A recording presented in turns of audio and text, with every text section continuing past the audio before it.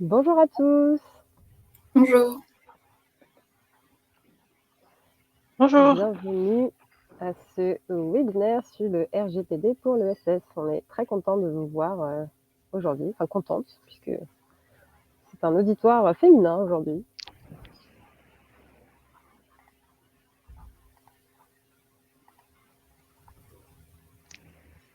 Et pour ceux qu'on a déjà vus dans les précédents webinaires Cyber for Good, on est ravis de vous revoir également.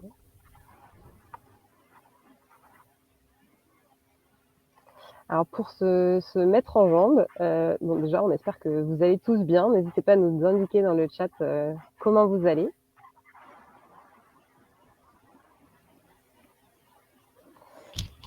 Et du coup, je vous propose de commencer par présenter le fonctionnement de Livestorm. Il y a peut-être certains d'entre vous qui n'ont pas encore utilisé ce logiciel de webinaire. Donc, vous verrez que vous avez la présentation du coup qui s'affiche en grand.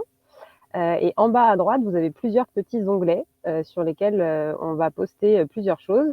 Donc, tout à droite, vous avez l'onglet chat que vous avez déjà bien commencé à utiliser. Donc, on voit que ça marche bien. Ensuite, vous avez juste à gauche un petit bouton questions où là, vous pouvez poser toutes vos questions, surtout à Camille et à Aïssatou, du coup, qui vont vous présenter aujourd'hui le contenu de ce webinaire. Donc, n'hésitez pas, on répondra à certaines questions directement à l'écrit. Camille et Aïssatou interviendront à l'écrit pendant les parties respectives de l'autre. Et je poserai certaines questions aussi à l'oral. On aura des moments dédiés. Donc, n'hésitez pas, si au fil de l'eau, vous avez des questions, à les poster dans ce petit onglet questions. Et ensuite, vous avez également un onglet sondage où on postera également plusieurs sondages au fil du webinaire pour en savoir un petit peu plus sur votre connaissance du sujet, vos sujets de prédilection et qu'est-ce que vous recherchez aujourd'hui à ce webinaire. On est ravis de vous voir. On va commencer dans 1 minute. Du coup, Camille, je pense que tu peux enchaîner sur les slides d'après. Et avant de laisser la main du coup à Camille et à Aïssatou, je vais commencer par vous présenter le programme Cyber for Good que certains d'entre vous ne connaissent peut-être pas encore. Donc le programme Cyber for Good est assez récent. On l'a créé, du coup Camille, si tu peux juste aller sur la slide d'après, on l'a créé à 3. Ce programme, donc Advance, qui aujourd'hui est représenté par Camille et Aïssatou, qui sont nos interlocutrices pour ce matin. Latitude, dont je fais partie, et Sherit, qui interviendra sur la 3e partie du programme. Le programme, du coup, a été créé en septembre. En fait, on s'est rendu compte tous les 3 qu'il y avait un enjeu sur la cybersécurité chez les acteurs de l'ESS et que chez Advance, il y avait plein de compétences à mobiliser sur ce domaine. Et du coup, on a décidé de lancer ce programme pour sensibiliser et apprendre le plus de choses possibles aux associations et aux structures d'intérêt général, donc collectivités, entreprises sociales, etc., pour vous aider à en savoir plus sur cette thématique qui peut être un peu complexe, comme on va le voir aujourd'hui sur le thème du RGPD. Donc Advance, je l'ai dit, est représenté par Camille et Aïssatou. Je vais leur laisser la main dans quelques minutes. Latitude, dont je fais partie, nous, notre mission, c'est de rapprocher les acteurs de la tech et de l'ESS. Et Sherit est notre partenaire qui interviendra sur la partie 3, dont je vous parlerai dans la conclusion du webinaire, sur l'accompagnement en profondeur. Donc n'hésitez pas, je vais vous demander de poser toutes vos questions, d'interagir sur les enjeux. L'objectif, c'est que vraiment, collectivement, on construise un peu une feuille de route de la cybersécurité pour l'ESS. Évidemment, le replay sera disponible, je vous l'enverrai par email et il sera disponible sur le site cyberforgood.fr, dont je vous communiquerai également le lien. Donc sans plus attendre, place à Camille pour la première partie de ce webinaire.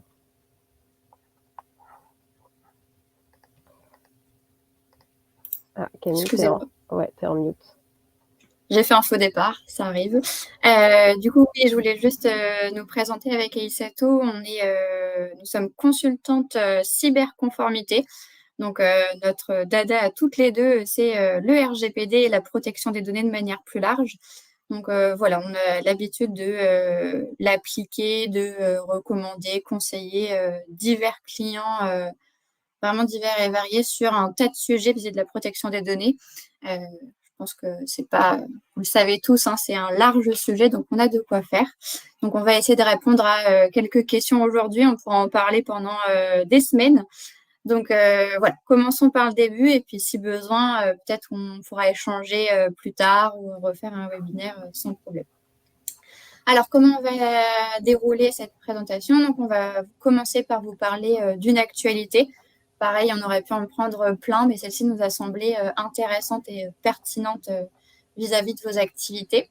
Ensuite, on fera un rapide tour d'horizon de la protection des données. Donc, on parlera notamment, évidemment, du RGPD, de ce qu'est une donnée personnelle. Il faut quand même commencer par le commencement, de ce qu'est un traitement de données et ce que sont les finalités. Et ensuite, on parlera des droits des personnes et notamment du mode de collecte des données. Et enfin, on terminera sur une démonstration. Donc, on a pris, pour exemple, deux sites, deux d'entre vous, qu'on remercie d'ailleurs, donc la Fédération des écoles de production et Graines Île-de-France, sur lesquels on est allé voir les sites internet et on a identifié les choses qui ne vont pas et donner des recommandations pour comment vous améliorer.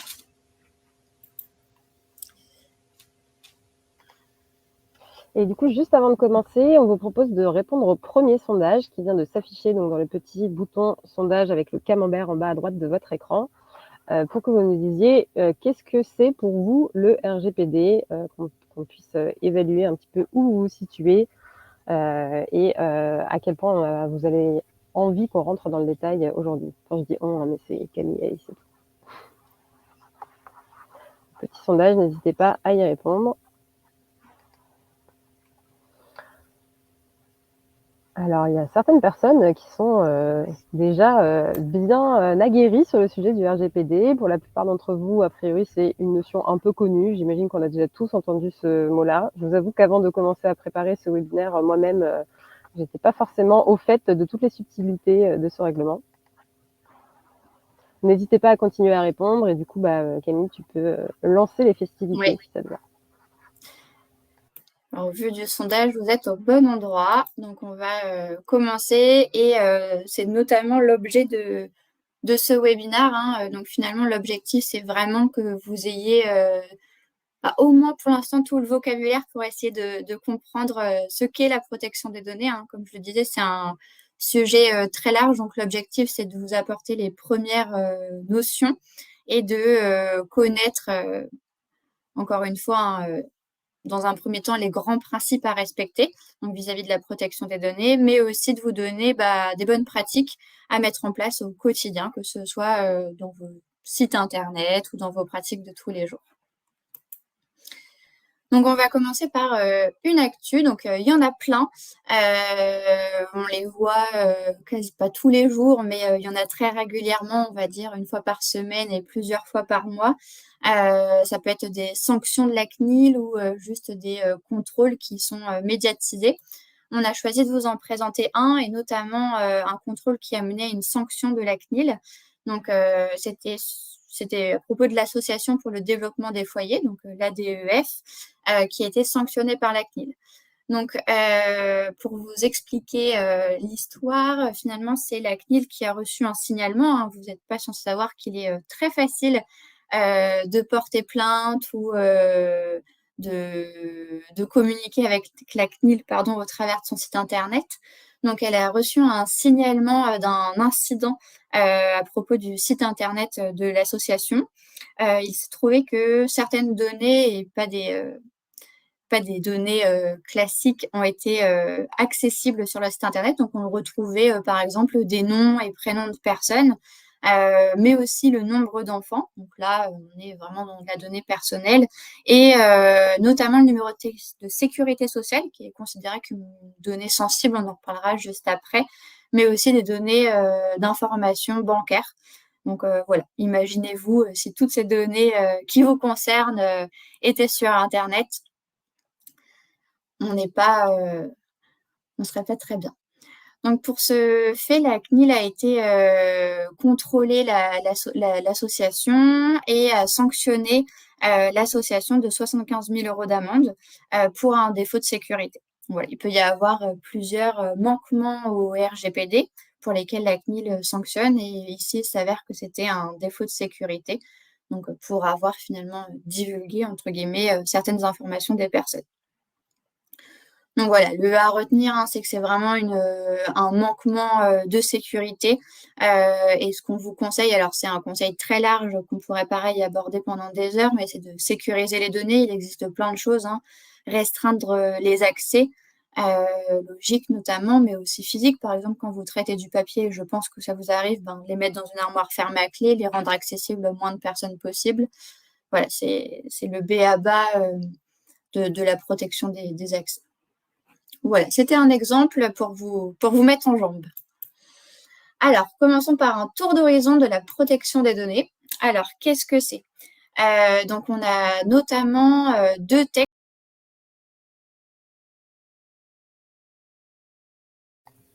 Ah, on dirait qu'on a perdu Camille. Du coup, Aïssatou, tu peux peut-être enchaîner en attendant qu'elle revienne.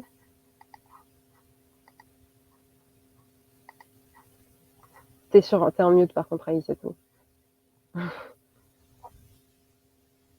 Les joies du direct. Du coup, je disais, il faut que je partage mon écran. Ah oui, je pense qu'elle a emporté la présentation avec elle.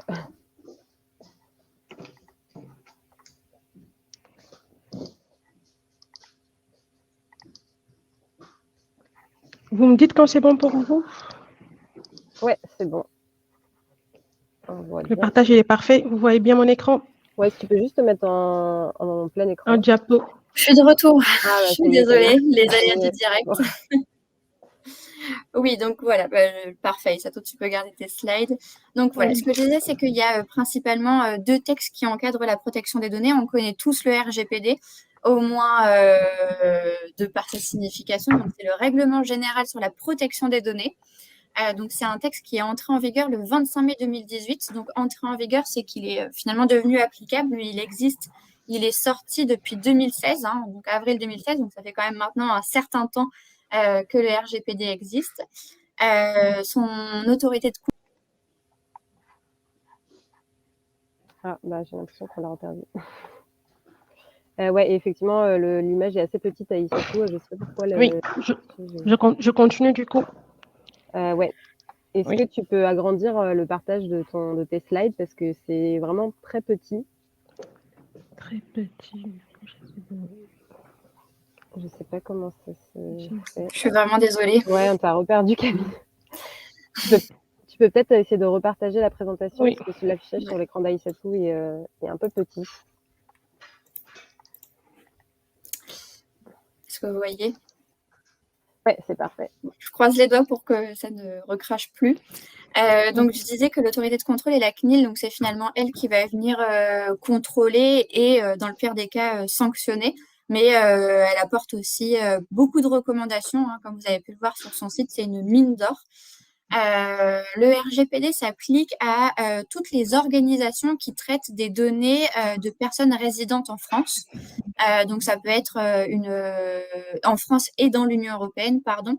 Donc, ça peut être une société française ou allemande qui traite des données de ressortissants de l'Union européenne, mais évidemment, ça peut être une société américaine, par exemple, qui traite des données de personnes qui résident en France. Ça, c'est important aussi à savoir, et c'est pour ça que notamment, par exemple, Google a été sanctionné, par exemple, alors que c'est une société américaine. Ces objectifs au RGPD, c'est évidemment de protéger la vie privée, les droits et libertés des personnes, qu'on ne leur porte pas atteinte finalement. Et mon dernier point, c'est que c'est la chose qui a été beaucoup médiatisée, c'est que pour le coup, c'est un règlement qui a des risques financiers si on ne le respecte pas. Alors, il y a 2 graduations de sanctions. Donc ici, je vous ai noté la plus élevée. C'est soit 20 millions d'euros ou 4% du chiffre d'affaires. Et c'est la somme la plus haute qui sera prise en compte. Voilà. Et ensuite, on voulait également vous parler de la directive e-privacy qui va arriver prochainement dans la loi française. Elle doit être transposée dans la loi française. Elle existe aujourd'hui à l'échelle européenne. C'est une directive qui vient renforcer le RGPD.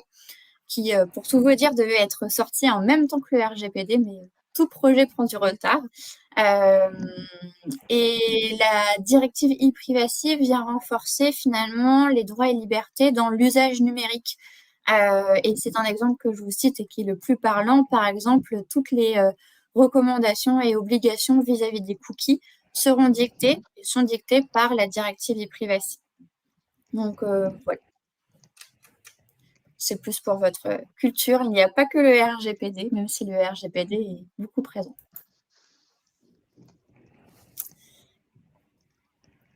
Petit sondage que Léa va vous mettre. Oui, petite question du coup que je vous ai postée dans le chat. On va aborder évidemment ce terme de données personnelles qu'on entend beaucoup. Qu'est-ce que ça vous évoque? N'hésitez pas à nous répondre directement dans le chat pendant que nous continuons.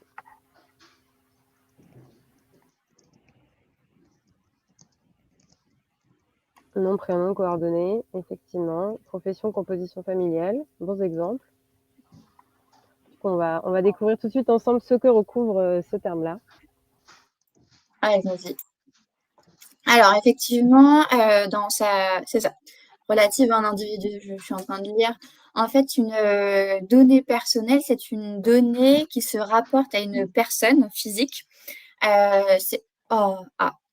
Pardon. J'ai cru que j'allais être déconnectée. J'ai eu le bandeau vert. Donc oui, c'est une donnée qui permet d'identifier directement ou indirectement une personne. Donc quand on dit directement, c'est par exemple avec le nom et le prénom d'une personne, on sait directement à qui on s'adresse et qui est-ce qu'on identifie. Alors que indirectement, ça va être par exemple si on prend une adresse d'un immeuble et un âge, et ben ça réduit beaucoup le champ de personnes et on arrive plus facilement à identifier une personne, mais de manière indirecte. Ouais, il existe plusieurs catégories de données. Donc, on a par exemple les données d'identification. Hein, ce sont les données classiques où on va retrouver le nom, le prénom, une adresse mail.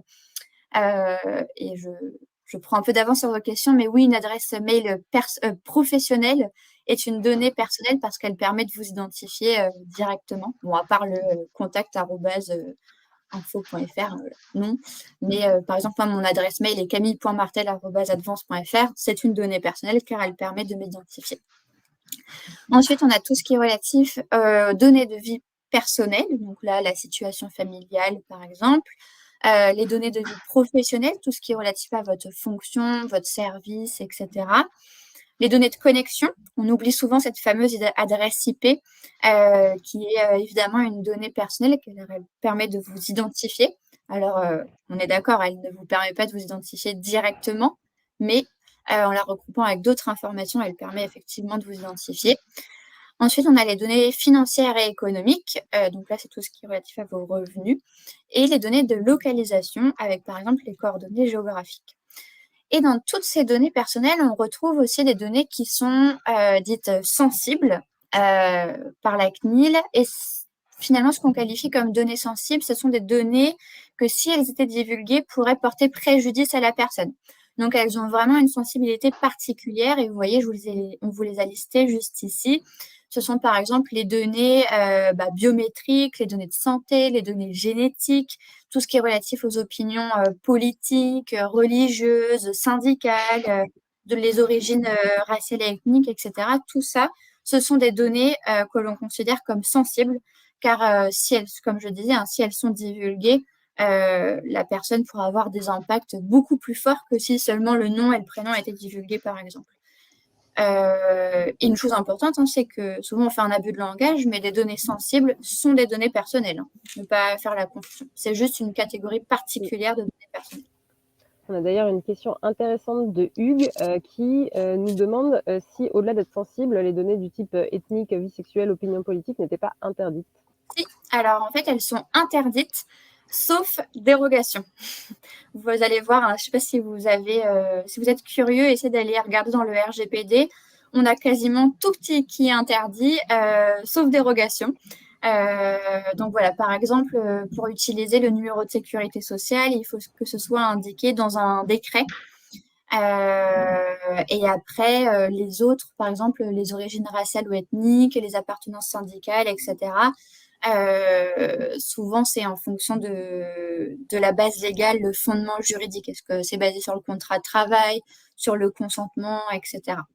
Donc oui, par défaut, ces données sont interdites d'utilisation.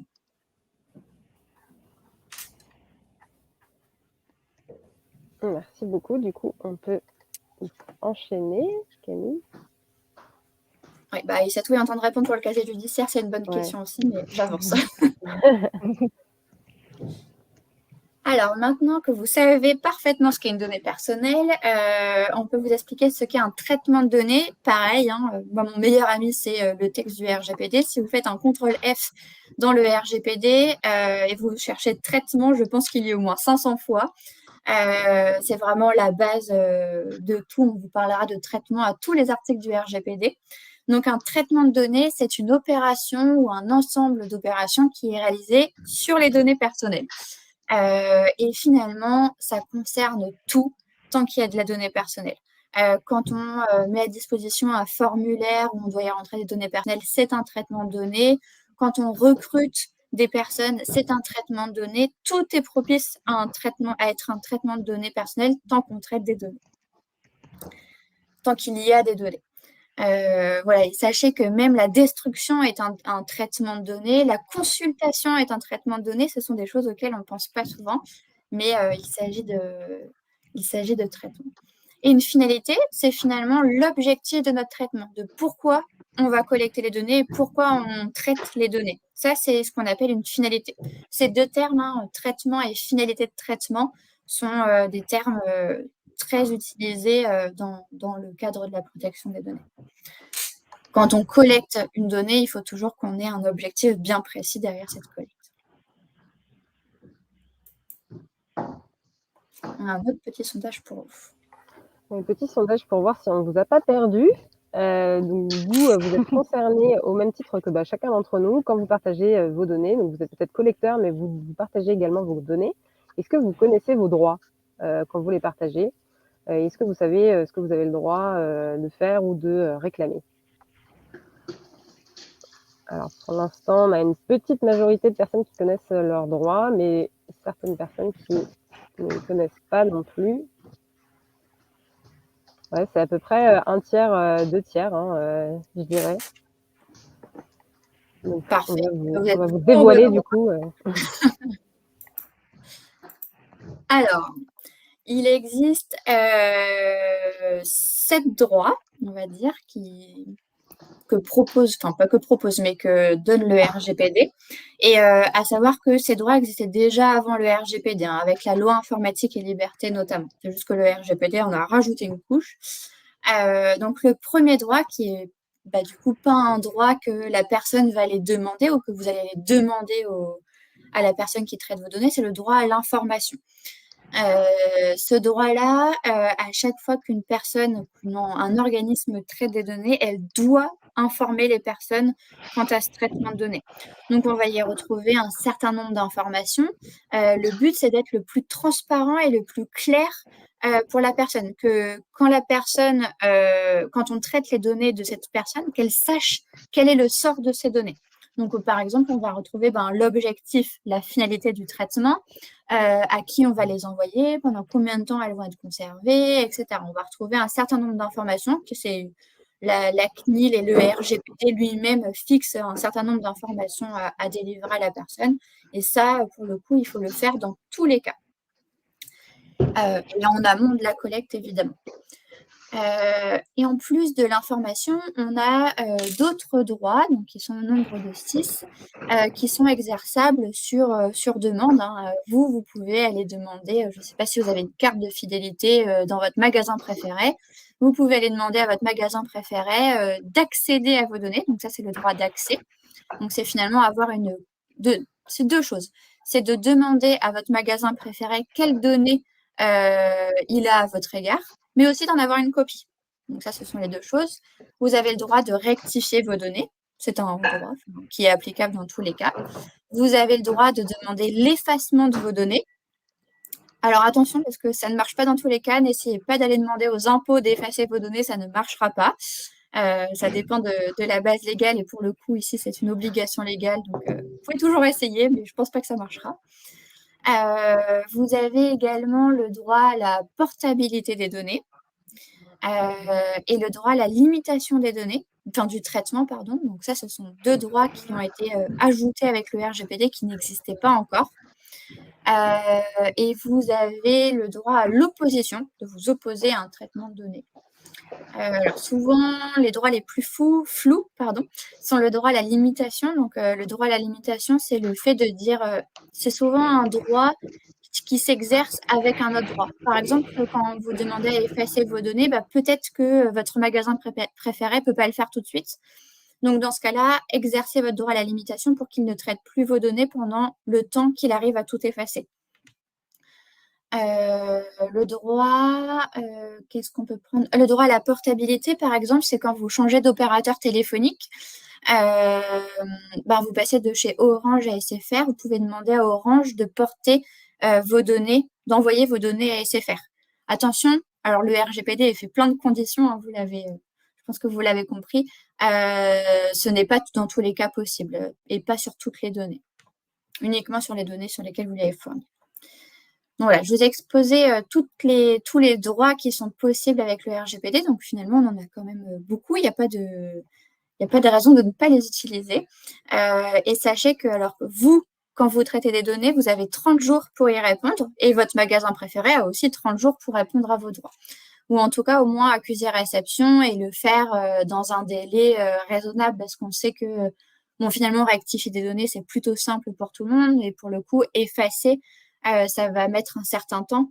Je pense que si une des personnes qui adhèrent à vos associations vous demande d'effacer les données, c'est pas la chose la plus simple, donc ça vous prendra peut-être plus de 30 jours.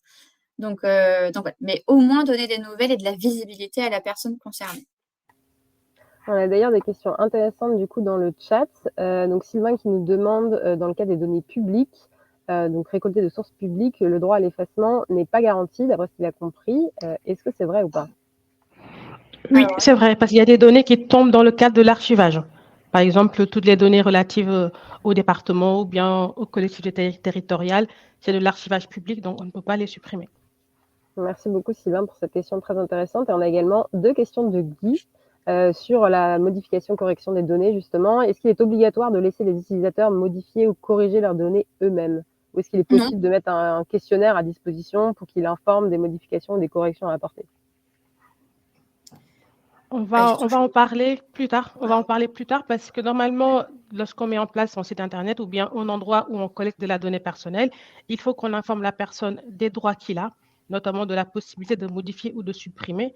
Et en l'informant aussi, on doit mettre en place des moyens pour qu'il exerce ses droits. Par exemple, on met une adresse mail ou bien une adresse postale.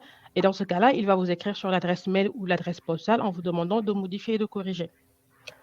Une belle transition pour la suite. Si vous avez un compte, par exemple, où vous pouvez modifier directement vos données, c'est quand même le plus simple pour tout le monde. Enfin, ça vous fait moins de charges à vous en tant que responsable de traitement. Et pour l'utilisateur, c'est quand même beaucoup plus simple. Ce n'est pas une obligation. Le moyen n'est pas indiqué dans le RGPD. Le RGPD indique qu'il faut accorder un droit de rectification aux données.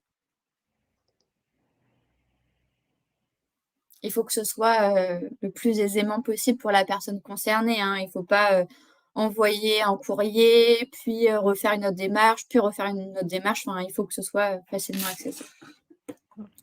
Et aussi, surtout, il faut qu'on soit sûr que la modification émane bien de la personne concernée. Donc, il faudrait aussi un peu encadrer et sécuriser ce moyen-là. C'est pour ça que finalement, via son compte sur votre magasin préféré, par exemple, là, au moins, vous êtes sûr que votre magasin préféré est sûr que ce soit de votre initiative. Donc, c'est plus simple pour tout le monde, quand même. Merci pour ces questions. Et si vous en avez d'autres, on va enchaîner du coup. Mais si vous avez d'autres questions, n'hésitez pas à les poser. Ouais. Pour finir du coup sur cette slide, donc toute la partie à droite en vert, ce qu'on voulait vous dire, c'est que finalement, avant de traiter, donc de collecter des données, posez-vous bien la question de est-ce que j'ai vraiment besoin de ces données pour répondre à l'objectif de mon traitement et est-ce que j'ai besoin de vraiment toutes les données? Parce que par exemple, dans un formulaire, si c'est juste une prise de contact, ça ne sert à rien de demander, par exemple, l'adresse mail, le numéro de téléphone et l'adresse postale. voyez, on n'a pas besoin de toutes ces informations pour répondre. Peut-être y aller au fil de l'eau, demander juste l'adresse mail, par exemple, et si après on a besoin d'envoyer quelque chose par courrier, dans ce cas-là, demander l'adresse postale. Mais c'est vraiment ce principe de minimisation aussi qui est très important et que met beaucoup en avant le RGPD, donc de ne collecter que les données nécessaires au traitement. Il est également important de se dire que, OK, on collecte des données pour un traitement, mais dans ce cas-là, il ne faut pas les réutiliser pour un autre traitement ou alors réinformer, etc. Mais on collecte, toujours garder en tête qu'on ne collecte que dans un but précis, dans une finalité, dans un objectif. Donc voilà, c'était l'objet de la slide. Un autre sondage. Alors avant d'enchaîner avec la suite, du coup, Aïssatou va reprendre la main. On aurait voulu savoir, en termes de site web, est-ce que vous avez tous un site web déjà? Est-ce que vous n'en avez pas encore, mais vous avez l'intention d'en avoir un? Ou est-ce que c'est pas du tout un besoin dans votre cas? Visiblement, pour l'instant, on est sur une grosse majorité de personnes qui ont un site web et donc vont donc bien se projeter dans la suite de notre présentation et la partie démonstration.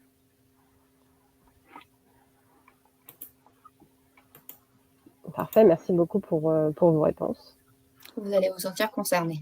Donc, effectivement, une grosse majorité de personnes qui vont se sentir concernées par la démonstration. Aïssatou va vous faire une démonstration. Donc, je reprends la main. Ici, pour cette partie-là, merci d'abord à Jean-Philippe et à Eve qui ont accepté de jouer le jeu. Pour cette partie, nous avons souhaité faire appel à des associations qui ont des sites Internet afin d'auditer leur site au regard des exigences du RGPD, pour ensuite faire quelques recommandations pour vous mettre en conformité. Donc, on a regardé l'école de production et Graines Île-de-France.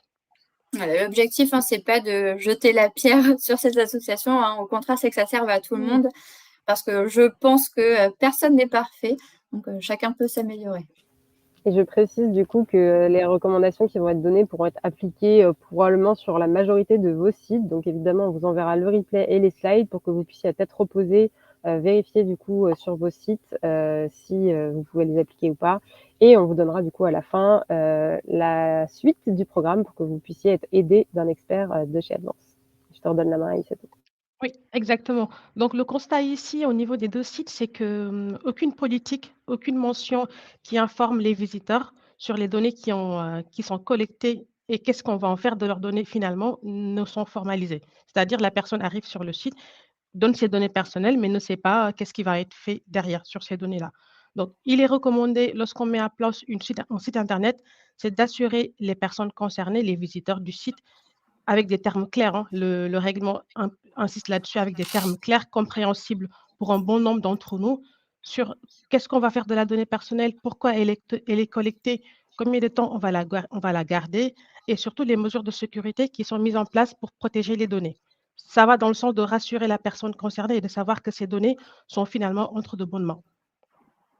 Et ici, on vous recommande en fait de formaliser une politique de protection des données qui va reprendre au final toutes les thématiques dont j'ai parlé, c'est-à-dire l'organisme qui traite la demande, l'objectif, le pourquoi du traitement, la base légale et les durées de conservation. Tu peux passer, Camille. Oui. Pareil ici. Ici, c'est une information pareille également parce que l'information dont on a parlé tout à l'heure sur la première slide, c'est vraiment une information qui est globale, qui est complète. Mais ici, on est directement au niveau des formulaires de contact, c'est-à-dire les formulaires de contact qu'on voit sur le site Internet pour être recontacté parce qu'on a besoin d'une information complémentaire qu'on n'a pas forcément vue sur le site Internet. Donc là, la personne arrive, elle met son nom, prénom, son adresse mail. Là, on voit qu'il y a beaucoup d'endroits où on peut mettre de la donnée personnelle. Donc, il faut peut-être aussi penser à minimiser les données que l'on collecte, vraiment se poser la question, à ce stade-là, qu'est-ce qu'on a besoin comme information pour recontacter la personne? Effectivement, on doit savoir comment elle s'appelle. On doit avoir aussi son adresse mail ou son numéro de téléphone pour la contacter. Mais à part ça, et peut-être d'un espace pour qu'elle puisse mettre le pourquoi elle veut qu'on la recontacte. Mais sinon, tout le reste, on n'en a pas besoin. Donc voilà, vraiment se poser la question de quoi on a besoin et aussi formaliser une petite information qui la redirige vers la politique plus complète qu'on aura rédigée. Et juste, on parle beaucoup de responsable de traitement. Je ne sais pas si cette notion est claire pour vous, mais le responsable de traitement, c'est la personne physique ou morale qui détermine les moyens et les objectifs du traitement. Et on le met souvent en opposition avec le sous-traitant. Donc là, dans vos sites internet, quand vous mettez en place des formulaires comme ça, vous êtes normalement, sauf exception, considéré comme responsable de traitement. Et on a d'ailleurs une question intéressante de Marie dans le chat qui demande si les données ne sont collectées que via des formulaires de contact ou s'il y a d'autres moyens de collecter les données. Non, ça dépend. Là, on a pris l'exemple des formulaires de contact, mais on a bien vu que dans la slide précédente, on avait également sur le site Graines Île-de-France, une collecte d'adresses mail pour l'envoi de newsletter. On va avoir aussi les cookies. Vous allez voir que ce sont des données personnelles. Donc, on a les formulaires de contact, c'est ce qu'on retrouve majoritairement, mais on a plein de moyens de collecter des informations à travers d'un site internet. Exactement. Voilà. Donc, oui, ici aussi c'est pareil, hein, par rapport aux cookies également, comme disait Camille précédemment, on collecte aussi beaucoup de données personnelles à travers les cookies parce qu'on a une adresse IP. L'adresse IP, c'est une donnée personnelle aussi. Donc, lorsqu'on met en place des cookies sur les sites Internet, il faudrait aussi mettre en place un bandeau cookie. C'est les bandeaux que vous retrouvez lorsque vous allez la première fois sur un site Internet. Dans ce bandeau-là, on explique quels sont les cookies qui sont mis en place, à savoir des cookies qui vont tracer ce que vous allez faire sur le site, sur quel article, quel article vous avez regardé, si c'est un site marchand, effectivement. Ça permet aussi derrière aux organismes de faire des publicités sur l'article que vous avez regardé ou bien pour vous proposer d'autres articles similaires. En quelque sorte, lorsqu'on met en place des cookies publicitaires et marketing, il faut informer la personne et surtout lui donner le choix. C'est-à-dire de choisir si elle a besoin qu'un cookie soit mis sur son ordinateur ou bien pas.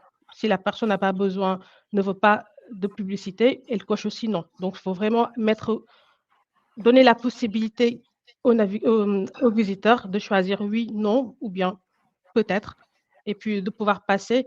Et le fait de dire oui, de dire non ne doit pas empêcher aussi la personne d'aller sur le site. Et une fois aussi ce bandeau-là mis en place, on doit conserver le choix de la personne. Il ne faut pas qu'on lui redemande à chaque fois qu'elle vient sur le site si elle veut un cookie ou pas. Donc, conserver la durée de conservation, on vous a mis 13 mois maximum. C'est ce que recommande la loi. Et une fois que le bandeau il est mis en place, il faut aussi qu'on retrouve sur le site Internet une politique. Dans cette politique-là, on va aller plus en profondeur. On va expliquer les cookies, on va donner les noms, les durées de conservation, les finalités, ce à quoi elles servent. Et puis surtout, combien de temps votre consentement il est conservé, le cookie il est conservé sur votre ordinateur et les droits dont vous disposez également, c'est-à-dire les droits d'accès, suppression, modification ou retrait de consentement.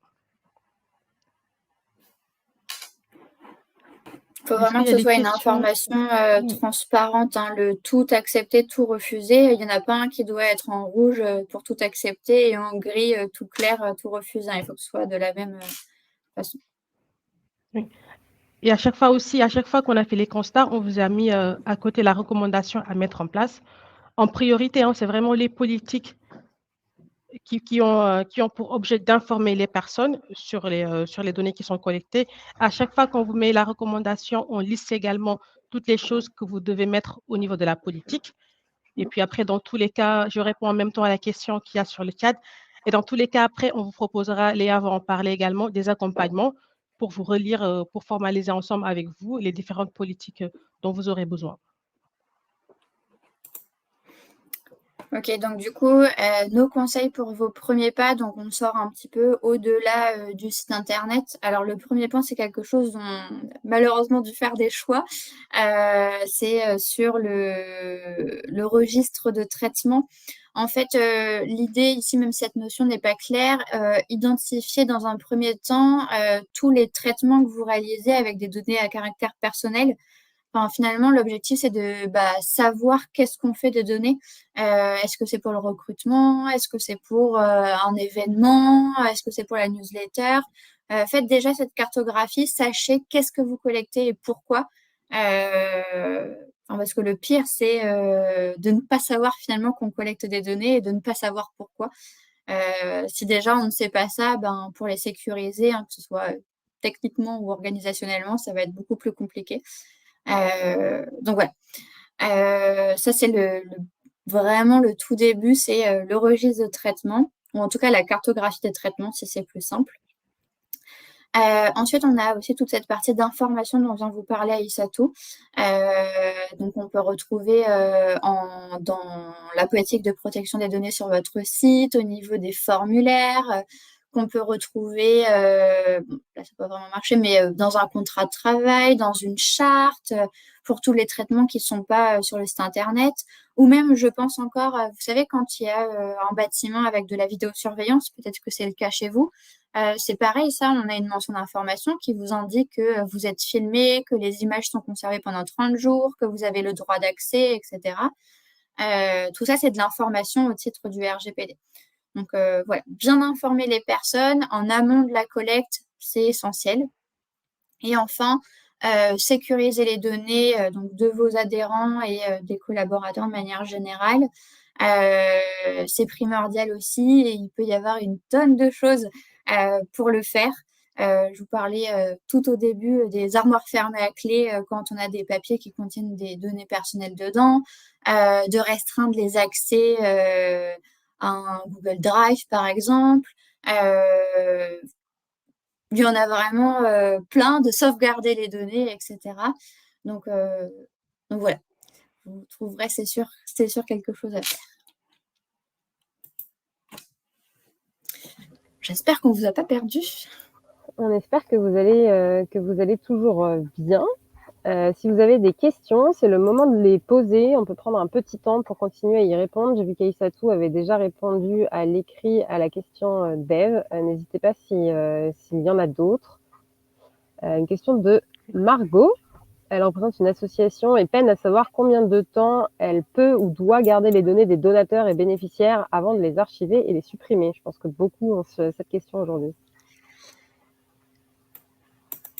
Eh ben, c'est une très bonne question. Je suis désolée, mais on ne connaît pas par cœur les durées de conservation. En fait, l'idée, c'est soit regarder sur le site de la CNIL qui a fait on peut vous le mettre en copie, dans le chat, un très bon référentiel pour les associations, justement, comment mettre en place le RGPD au sein d'associations. Et sinon, ça doit être défini dans la loi, mais on peut se renseigner, on peut prendre le point. Je ne sais pas si tu as plus d'informations à ce sujet, Aïssatou. Oui. Après, je sais que pour les donateurs, c'est un peu plus particulier parce que comme il y a des réductions d'impôts aussi qui sont appliquées lorsqu'on donne de l'argent à des associations, normalement, ça doit être la durée de conservation, durée de modification des revenus. La déclaration d'impôt, je pense qu'on peut retourner jusqu'aux 5 ans en arrière pour modifier une déclaration d'impôt qu'on a effectuée. Donc, je vais dire sur 5 ans. Mais on va regarder et puis revenir vers Léa là-dessus. Je viens de faire une recherche, a priori, ça serait 5 ans. Oui. Et c'est indiqué dans le Code civil. Oui. Merci beaucoup pour vos réponses et je vous envoie dans le chat justement le guide de sensibilisation au RGPD pour les associations fait par la CNIL. En attendant, on peut prendre la question de Jean-Philippe sur le registre. De quelle manière doit être tenu le registre? Est-ce qu'un Excel fonctionne? Oui, il n'y a pas de. Encore une fois, le RGPD n'indique jamais les moyens. Et il n'y a pas besoin de payer des centaines, voire des milliers d'euros pour avoir un super logiciel. Je sais qu'en ce moment, c'est très à la mode d'avoir un logiciel pour tenir son registre de traitement, mais un fichier Excel, tant que ça vous semble clair et que vous avez toutes les informations dedans, il n'y a aucun problème. On a également une question de Jean-Christophe. Pour un questionnaire d'évaluation, est-ce qu'il faut apposer la mention sur le questionnaire? Oui. Et attention, parce que c'est un sujet dont on n'a pas parlé, mais dès lors qu'on commence à faire une évaluation sur des personnes, ça peut engendrer encore plus de risques pour celles-ci. Donc voilà, il faudra peut-être faire une analyse d'impact pour cette personne. Mais oui, pour répondre à la question, oui, il faut que dans tous les cas, qu'on ait... en fait, on peut avoir ce que la CNIL appelle un premier niveau d'information sur le formulaire. où on retrouve le nom du responsable de traitement, donc finalement votre association, l'objectif de la collecte, donc la finalité du traitement, et le fait que la personne puisse exercer certains droits, puis faire un renvoi, par exemple, vers la politique de protection des données de votre site, pour éviter de mettre un gros pâté sous votre questionnaire. Souvent, on n'a pas la place. Mais pensez au renvoi, ça peut faciliter. On a également une autre question de Sylvain qui nous dit: les différentes techniques de plus en plus sournoises pour nous faire accepter les cookies non nécessaires sont-elles répréhensibles? Non, c'est moi aussi, je vous cache pas ma surprise quand j'ai vu, par exemple, il me semble que c'est sur un site de cuisine, enfin même Allociné le fait aussi, où on vous demande soit de consentir au traitement, enfin aux cookies, soit de payer. Ben non, c'est pas. Je vous avoue que personnellement, ça me fait toujours bizarre, mais non, ce n'est pas répréhensible. Peut-être dans une V2 du RGPD. Peut-être. Ouais. Et Après, Juliette, vous avez toujours la possibilité de déposer plainte à la CNIL, hein. Après, je ne sais pas si la plainte, elle va passer ou pas, mais il y a toujours moyen aussi. Si vous n'êtes pas vraiment vous êtes content, si trop vous sentez que vos agacé, données ne sont pas respectées, c'est ça. Allez voir la CNIL et toquez à leur porte. et Juliette nous demande: est-ce qu'il est possible de mettre en place pour la gestion de données personnelles par des volontaires, enfin qu'est-ce qui est possible de mettre en place par des volontaires d'une association, par exemple, s'ils reçoivent des listes d'emails pour l'organisation d'événements?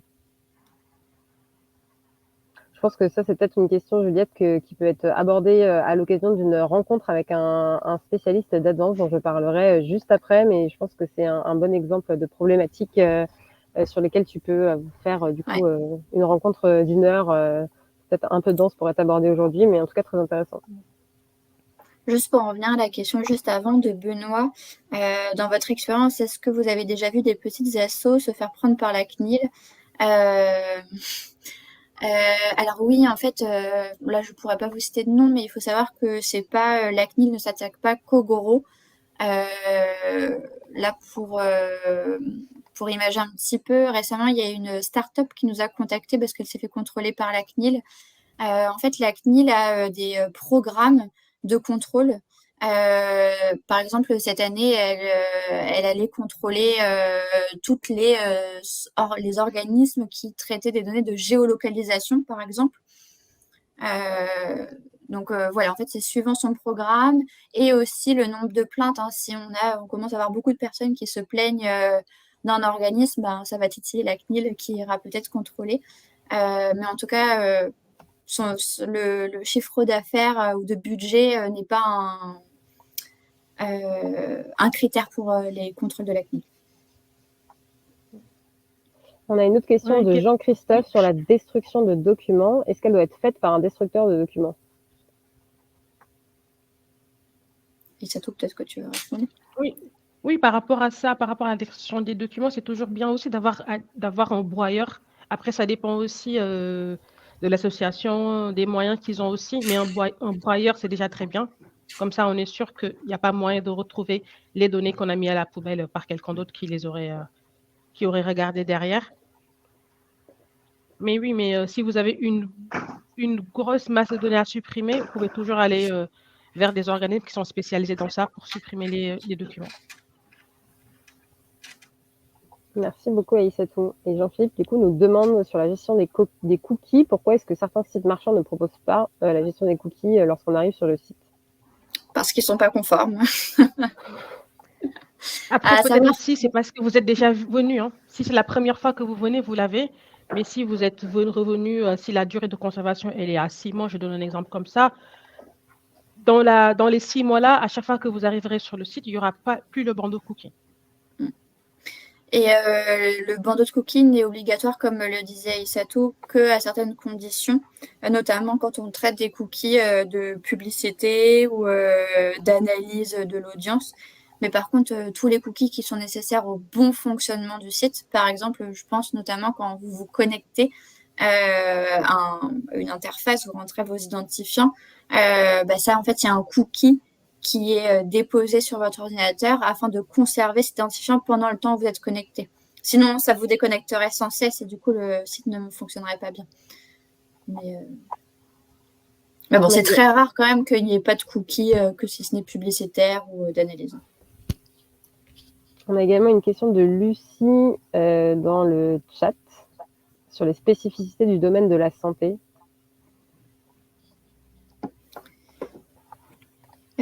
C'est quoi la question? Alors, la durée de conservation, par exemple, et le registre de traitement pour un médecin ou un soignant, y a-t-il des spécificités? Est-il soumis à la tenue d'un registre avec toutes les données sensibles qu'il sauvegarde dans son SI lorsqu'il fait une consultation? Oui. Oui. Alors, un traitement n'égale pas une consultation, attention, hein.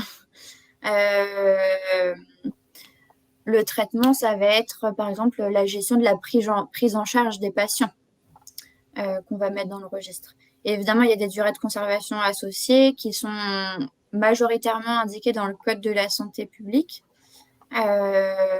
qui est plutôt bien fourni en termes de durée de conservation. Et la CNIL aussi qui fait beaucoup de recommandations. Oui.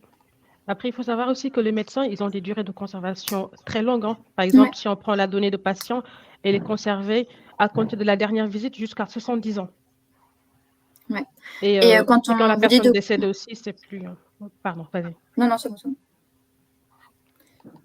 Non, ce que je voulais dire, c'est que quand on parle de conservation des données, c'est pas forcément de le garder Alors oui, il faut le garder le moins de temps possible, mais il faut pas avoir ça comme une contrainte, hein. Le RGPD n'est pas une contrainte, c'est un cadre.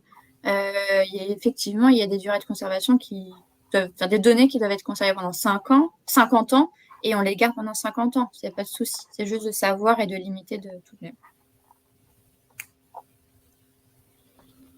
Alors, je ne vois pas d'autres questions pour l'instant. Est-ce qu'il y a encore d'autres questions ou d'autres problématiques qu'on n'aurait pas abordées, que vous auriez voulu voir abordées pendant ce webinaire? Il nous reste quelques minutes. Si tel était le cas, n'hésitez pas à nous l'indiquer.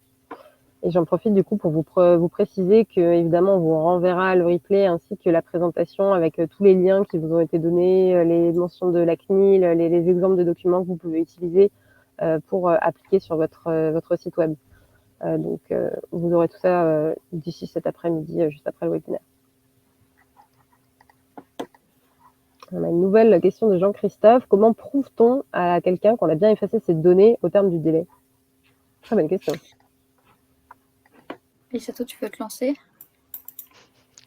Après, pour l'instant, la loi n'a rien dit là-dessus. La loi n'a rien dit sur ce sujet-là, mais par exemple, la personne peut vous demander à avoir accès à ces données. Par exemple, lorsque la personne vous donne ces données, vous lui dites aujourd'hui, on récupère vos données, on va les conserver 3 ans à compter du dernier contact. Donc, les personnes hyper procédurières peuvent vérifier, revenir 3 ans après et vous demander à avoir accès à leurs données personnelles. Donc, si vous êtes censé respecter le RGPD et que vous l'ayez supprimé 3 ans après le dernier contact, normalement, vous ne devez plus avoir de traces de cette personne-là. Donc, la réponse serait de dire, on n'a plus vos données personnelles. Donc, ça, c'est une preuve aussi qu'on peut fournir pour montrer qu'on a supprimé. C'est ça. Mais après, non, la loi ne dit pas, une fois que les données sont supprimées, d'avertir la personne. Merci beaucoup, Aïssatou. Et on a une autre question, du coup, de Eric. Oui, il y a une question de Eric aussi qui demandait, est-ce qu'un donateur peut devenir un testateur, donc pouvoir garder ces données jusqu'au décès du donateur? En effet, il est indiqué qu'un testateur, leurs données personnelles peuvent être conservées. Donc oui, s'il devient testateur, on les conserve jusqu'au décès du donateur. Merci beaucoup. On a une autre question de Margot aussi qui nous demande du coup sur la spécificité de son CRM en ligne pour les données médicales qui sont conservées. Je pense que ça c'est pareil. N'hésite pas Margot à demander une rencontre avec un ou une spécialiste d'Advance qui pourra te faire un mini audit du CRM et te donner des conseils pour améliorer si besoin la mise en conformité. On a une autre question de Catherine qui sera peut-être la dernière question sur les réseaux sociaux. Sont-ils concernés par le RGPD? D'actualité. Bien sûr. Bien sûr. Tous, c'était les propos du début, hein, toute personne physique ou morale qui traite des données de personnes qui résident en France est concernée par le RGPD. Donc, on y est clair. Et d'ailleurs, Facebook a été sanctionné pour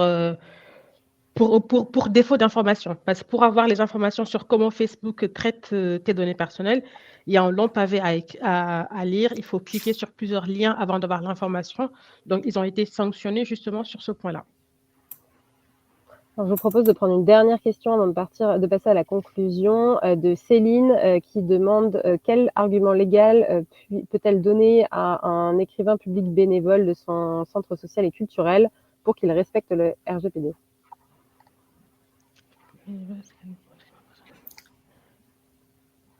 Pour moi, justement, il y a une erreur dans cette question, c'est pas un argument légal, c'est d'abord de se poser la question de pourquoi vous collectez ces données. Et là, je pense que vous trouverez les réponses. Si c'est une obligation légale, vous le trouverez dans une loi ou un texte. Après, si ce n'est pas une obligation légale, ça repose sur justement pourquoi votre nécessité à collecter les données. Et puis juste pour rajouter aussi là-dessus, si j'ai bien compris la question, effectivement, les bénéficiaires vous ont donné à vous, le centre culturel, leurs données personnelles. Donc, c'est en quelque sorte de votre responsabilité de sécuriser les données personnelles des bénéficiaires. Donc, et d'éviter aussi que quelqu'un les reproduise sans pour autant en avoir besoin. Merci beaucoup pour toutes ces questions très pertinentes. Je vous propose qu'on passe à la conclusion et pour ceux d'entre vous qui ont peut-être encore d'autres questions auxquelles on n'a pas eu le temps de répondre, on va justement vous donner des perches sur la suite du programme et qu'est-ce que vous pouvez faire pour vous faire aider. Donc la suite du coup du programme, c'est de demander 1 heure de conseil gratuite avec un expert, un spécialiste d'Advance, donc comme Camille et Aïssatou. Des Camille et des Aïssatou chez Advance, il y en a plein qui sont ravis de donner de leur temps pour vous aider à appliquer vraiment concrètement tout ce qu'on vous a donné comme conseil aujourd'hui sur votre cadre spécifique et sur vos problématiques spécifiques. Donc ça peut être lié au RGPD, comme par exemple Jean-Philippe qui nous demandait du coup sur son outil interne qu'est-ce qu'il peut mettre en place pour supprimer les données personnelles. Ça peut être aussi plus large pour ceux d'entre vous qui ont assisté aux autres webinaires du programme. Par exemple, Timothée nous donnait la dernière fois l'exemple d'un test de restauration de données qui peut être effectué en 1 heure. Ça peut être aussi un mini audit de votre site, comme Aïssatou et Camille l'ont fait pour Graines Île-de-France et pour la FNEP.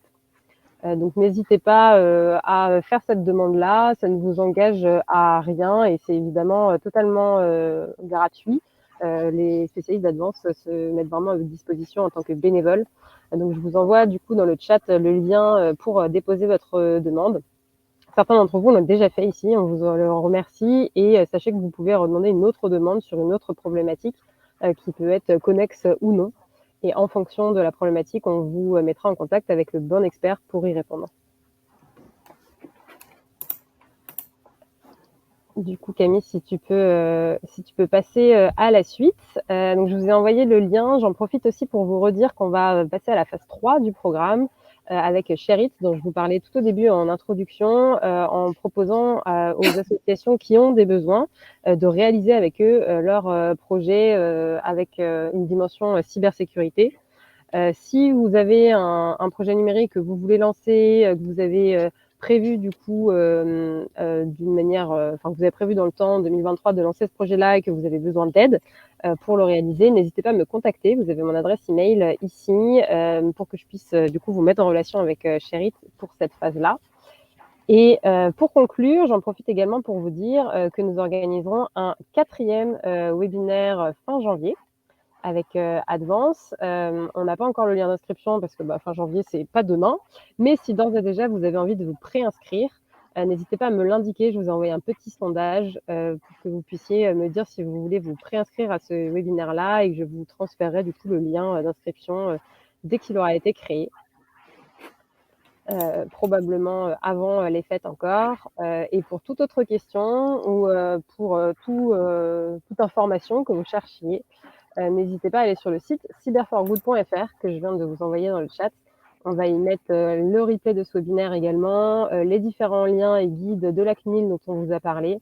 Donc, vous pouvez vraiment retrouver ici toutes les informations qu'on vous a partagées et les informations à venir. Et du coup, je conclus avec ça ce webinaire. On a été ravis de passer ce temps-là avec vous. N'hésitez pas à nous contacter si vous avez toute question. On sera vraiment ravis d'y répondre. Et on vous souhaite une belle journée et d'avance de belles fêtes puisque ça arrive vite. Merci à tous. Merci.